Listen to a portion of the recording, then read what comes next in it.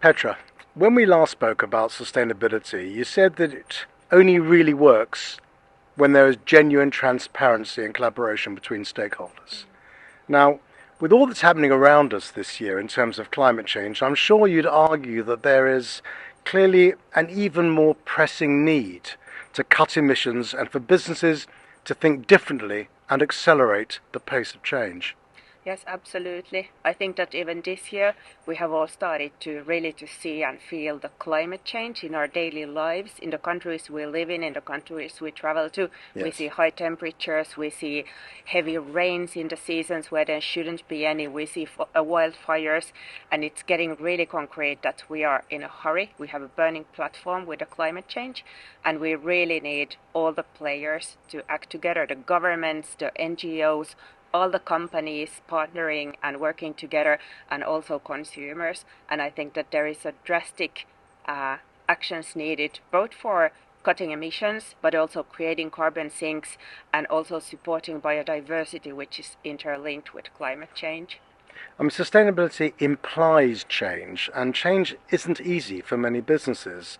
Yet, Anora, from its very inception, has been a groundbreaking company for authentic sustainable action. And of course, Koskenkorva is the flagship brand here. And I use the word authentic deliberately because it's so much greenwashing still exists out there in the wider drinks business and travel retail in general too. Since we last talked, can you actually identify any progress made in the industry? Yes, absolutely, I have. And today we are here at the Koskenkorva distillery, and we've been working with sustainability for over a decade.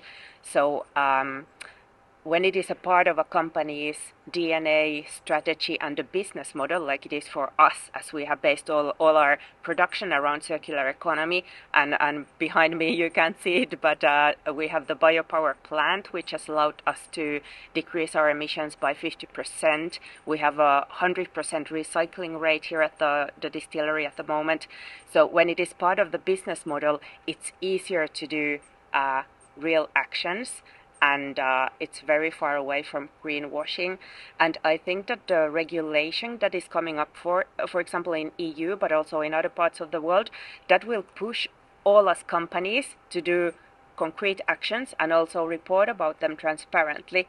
So the sustainability information comes more transparent and more comparable, and I think it will lead to more concrete transition plans towards low carbon society and low carbon production for companies, and also more concrete and measurable achievements and actions in general. So I think there is a positive development going on. The key to change, though, for you is regenerative farming. Yes. Can you briefly outline what it is and how it's actually done? Yeah. So regenerative farming, it's sometimes called even carbon farming, is a set of methods that aim to bind carbon to the soil instead of it being freed to the atmosphere during the farming process. So it is actually a simple set of methods that aims to sequestrate carbon to the soil through farming. And one of the most crucial things to do is to keep the field with a green vegetation also outside of the farming season, and that green vegetation also includes a diverse selection of plants, and that increases also the biodiversity on the ground, but also underground with all the bugs and worms and so forth, and that has a positive effect both for binding carbon to the soil, but also increasing biodiversity. Is it difficult to convince farmers because of the lead times that are involved? I understand you've signed up about 20 or so far. What's in it for them? What's their yield? Yes, we had a training for farmers 1 year ago. Before that, we had one farmer who was doing or farming regeneratively to us, and after the training we got over 20 new farmers, and we were quite surprised that they were as excited as we are about regenerative farming. So for the farmers, the lead time or the transition time is quite fast. You can start it in one season. Of course, it takes time until the carbon starts to be bound in the soil and you can really measure it, but you can do that in 1 year. It's not like organic where you have to put the fields to rest for a couple of years before you can claim that they are organic, so it's quite fast. And for the farmers, it also also brings a more secure and better crop, and also gives some resilience in front of climate change. So what other benefits are there? I think that the benefit for the farmer is better crop and more secure crop, and also once the regenerative farming, it makes the growing conditions of the soil better and improved. So then also more water is bound to the soil. So when we get more dry and warm summers, which have already impacted, for example, barley growing, the farming is more resilient. And then on a global level, the emissions decreases and biodiversity increases. But there is a far greater benefit, isn't there? I mean, if farmers adopted regenerative farming practices as opposed to existing monoculture, what would the net result be in terms of carbon emissions? If all the farmers in the world would use regenerative methods, we would bind in 1 year, we would bind as much carbon to the soil as we now have been emitting in 10 years. So it's a huge opportunity. And the agriculture and food and drink sector, we are one of the biggest emitters in the world. 1/3 of the global emissions comes from our food systems and agriculture, and we need to eat, and sometimes we need also to drink to have a nice life. So I think we have a great opportunity of being one of the bad guys to being one of really the key players in fighting climate change. So can you put a number to that? If all the farmers in the world would shift to regenerative farming methods, we could bind as much as over 300 billion tons of CO2 from the atmosphere to the fields, and that is nearly as much as we emit now in 10 years. So it's a huge opportunity. And that is an eye-watering number. So I think it's a good time to just take a little break so we can show a short film that you've made that underpins the real impact and importance of regenerative farming.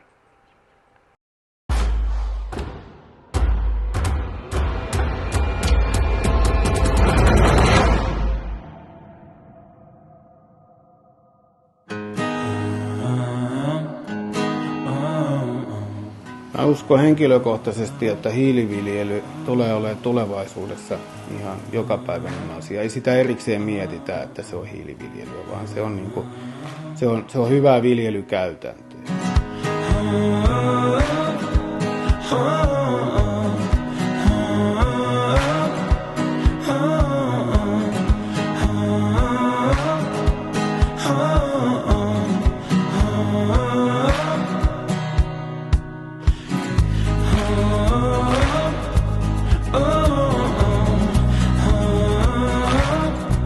Alte is a big buyer of barley, and we want to promote ways of finding new, more environmentally friendly farming practices. This helps us to strive towards our goal of carbon neutrality, and naturally helps us to offer new, more sustainable products for our consumers.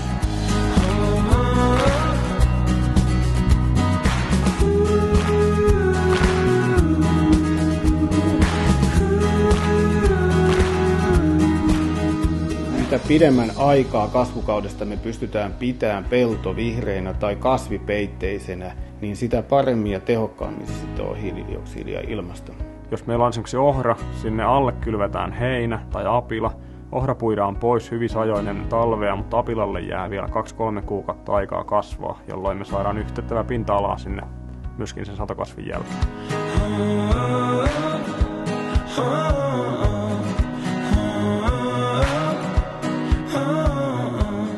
Carbon Action on yhteistyöalusta, jolla on tarkoitus skaalata uudistavan maanviljelyn menetelmiä. Tässä Altian tapauksessa VSAG on tehnyt 7 kohdan listan, jolla sitten auditoidaan näitä ohrapeltoja, miltä se vilja tulee, ja myöskin sitä koko tilaa.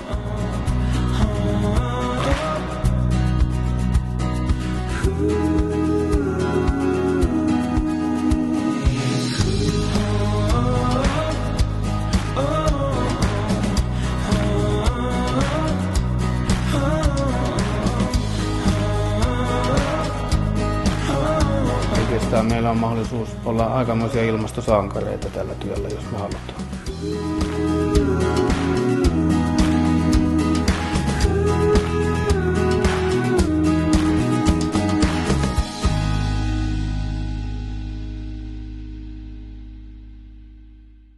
Let's move on. What would you say to the other players in the spirits business when it comes to adopting regenerative farming? Isn't it really, having seen the movie, a bit of a no-brainer? It absolutely is. It's a total win-win for everybody, for the farmer, for the consumer, for the company, and for the planet. So we would like all the companies to join the movement, and you can farm anything in regenerative methods. The methods can vary a bit based on in which country the farming happens and what plant are you farming, but you can do it for barley, you can do it for sugarcane, you can do it for corn, for carrots, anything. So it really is a no-brainer. And we strongly believe that this is the future of farming. Now it's a bit bubbling under, but we hope that a lot of companies get as excited about this as we are and join the movement, as said. And of course it is a constant learning curve for your business, isn't it, with sustainability? Yeah. I mean, what excites you most? What gets you out of bed in the morning? Well, at the moment we are working a lot with human rights, and I think that that's a good example of how sustainability can really make an impact, whether it is environmental topics or human rights topics. So you can change small things, in your value chain, in the communities you work in the communities you supply from, in the communities where your distillery is at. So human rights is one of the key areas we are working with at the moment, and I think that's very exciting. Now, Koskenkorva is, of course, just one brand in Anora's portfolio. I mean, what is your business strategy for your other brands in terms of sustainable actions? I mean, I'm thinking specifically here about the two main drivers here, which, of course, are production and packaging. I mean, what's the timeline? What's going on? With packaging, we are already the market leaders in climate-smart packaging options in the Nordics, and we are working a lot with packaging, so we want to offer recyclable packaging and also use recycled materials when we produce our packaging, and we would also like consumers to be a bit curious and open-minded and try new packaging options which can have from 60 to 90% lower CO2 footprint than that of glass. So for example, PET plastic bottles, cans, bag-in-boxes, pouches and tetras, and I think that this is a huge opportunity for travel retail in particular, because the packaging types that has a low CO2 footprint are typically also lower in weight. And for the production, we are aiming for carbon neutral production by 2030, and at the Koskenkorva distillery where we are today, we are aiming to that already by 2026, and we are not using any carbon offsets or any carbon compensations, but we are really driving down our own emissions to zero just in a couple of years. That's excellent stuff. I mean, if there's one last thing you'd like to say to the business to sign off, what would it be? I think in travel retail, we meet a lot of consumers who can have an impact in their own, social circles and their communities and be opinion leaders, and they are curious to try new things. They are ahead of the trends.